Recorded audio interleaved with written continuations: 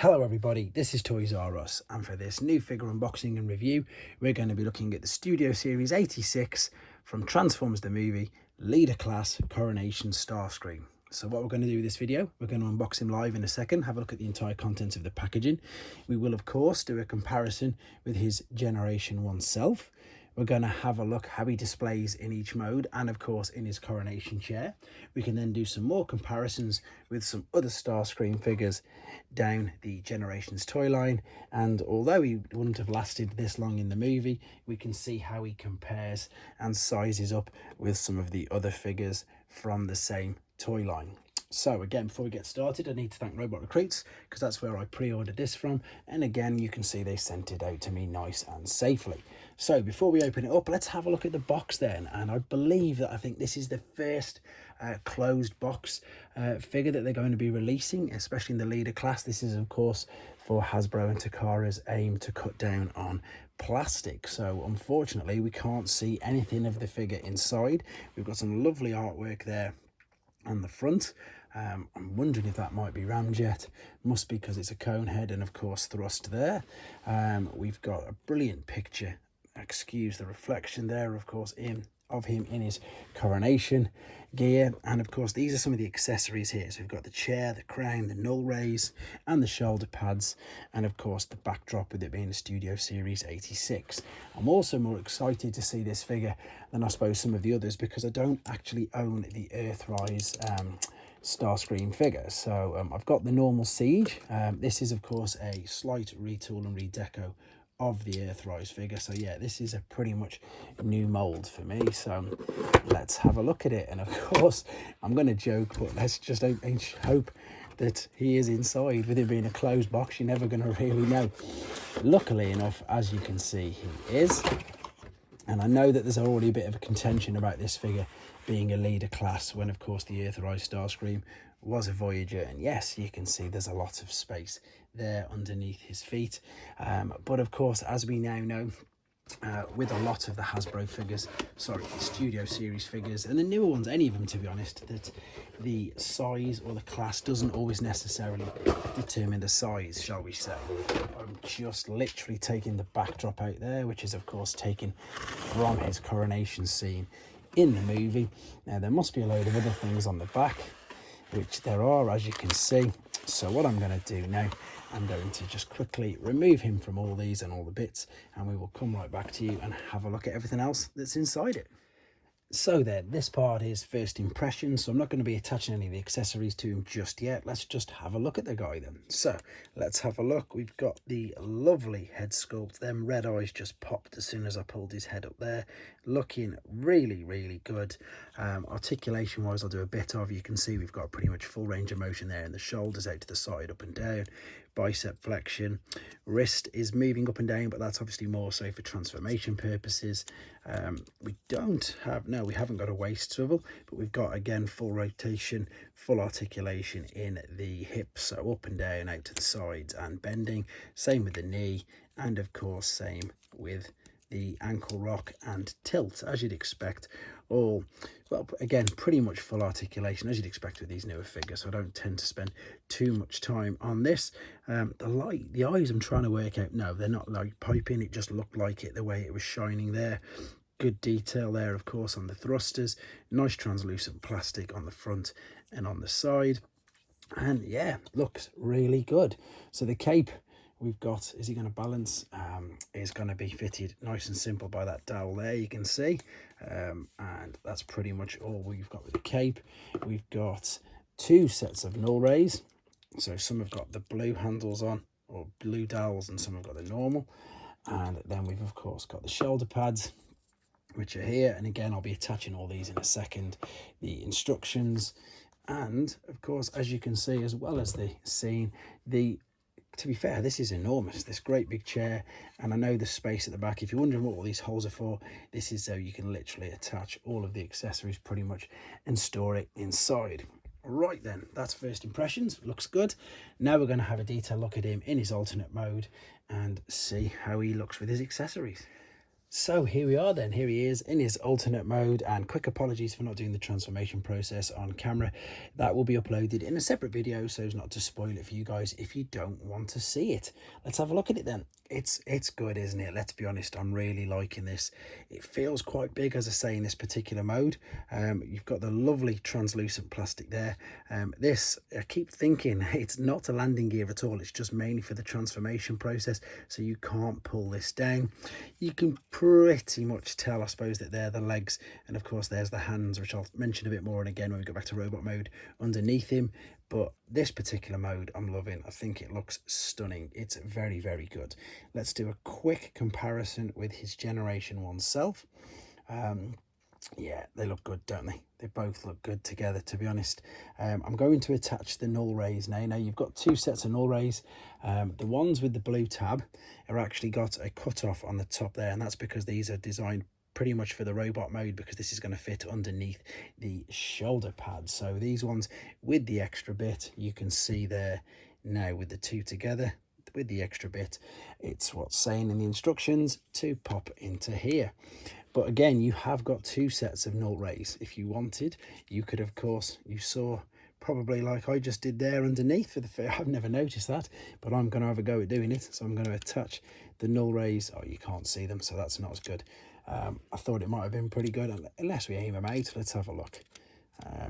Again, I'm looking at it through the eyes of a child as well, having a bit of fun. And I suppose it doesn't work, does it? It could have worked, but it doesn't. You could, in fact, of course, put one on the roof, which looks moderately okay. But I'm sure you'll agree, you don't need to, let's be honest.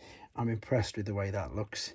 It is very good. The transformation process is satisfying as well. Again, you will see that in a second in the other video if you want to, but otherwise I'm sure you'll agree it's a great looking alternate mode. And I suppose, yeah, especially if you've got them special stands where you can display them elevated, this one would look really, really good. Right, we're going to come back now. He's going to be in his robot mode. We're going to see how all the attachments go on him, and of course how he compares with some other Starscream figures. Right then, back for the final time. As you can see, he's in his robot mode, and we've got loads of accessories to attach and loads of comparisons to do as well. So let's have a quick look at it again in his robot mode. If I want to be a bit pedantic and a bit picky, it's this gap here. I don't really like it. I thought initially at first it was just because of how I took it out the box, but I've done the transformation process. I've made sure it's 100% right, and it's just not clicking all the way down. I did have a quick double check on the back of the box, and there is a little bit of a gap visible there, but I think mine's just got a slightly bigger one. I suppose it just detracts just a touch away. It just looks a bit too big for me. One thing I do want to show you is the hands. These, of course, are what I forgot to show you in the first part. These are, of course, the newly tooled fingers for this particular mold. So you've got open and close posable hands. And of course you can, if you wanted to, as long as the hands are closed, you can put some null rays in his hands and you can attach some. In fact, let's do that now then. So let's just show you this before we do all the official things with all the accessories. So this is a bit of fun. You can attach all of the null rays, as you can see, and he's got 4. As I say, sometimes I like to look at these through the eyes of a child as well, and that's pretty impressive, to be fair. I like that one. All right, let's take them all back out now then. And what I'm going to do is I'm going to show you, as I say, officially how they expect or want you to use all of these bits. One other thing to quickly show you as well is, of course, with the wings, you can fold these back if you want them out of the way, or you can fold them out, and of course they do move up and down as well. It's entirely up to you how you want to pose it. It's great for posability, let's be honest. Right, let's get him all set up for his coronation gear then. So what we're going to do, we're going to fold the nose cone out of the way. There's a huge port there, big hole, 5mm dowel, and of course this is going to fit into the back like so, and that'll just rest over. Now, I've got to confess, when I first looked at these a second ago, it did confuse me a little bit, because I was looking at these thinking, how am I going to get this particular hole here, this dowel, into the side of this? But it actually, there's a couple of ways to do it, to be honest. But first and foremost, let's get rid of all this just for now. Move it all out of the way. Let's take one of the shoulder pieces, and it makes no difference, to be honest. They're both the same either side. They've both got the silver pins, so it's up to you, whatever you want to do. What you need to do is just fold this bit down, fold it right down, and remember we're going to be attaching the ones with the blue dowel because there's no top bit to get in the way. And the easiest way to do this would be to lift the arm up so the dowel is, sorry, the hole is at the top, fold the gun out of the way, and then all you've got to do is just attach this over there and then slide the arm down and the gun, or the null ray shall we say, and as you can see it rests exactly like that. We'll do the same on the other side. We'll just attach the gun into that hole, just pull it down a little bit, oh, on the wrong side, pull it down, attach that there, move it out of the way again, and then of course this will slot into this hole there on the side. So we'll pop it up like this and it will move, he says. It's probably because I've put the gun in first, and we will attach, no, there we go, and then bring it down. Perfect. So we've got, there he is, all dressed up in his coronation gear. And again, I'm sure you'll agree, he looks pretty good, even if this little gap is annoying me ever so slightly. So if we put him on proper display here, again, looking really, really good. I do like that, to be fair.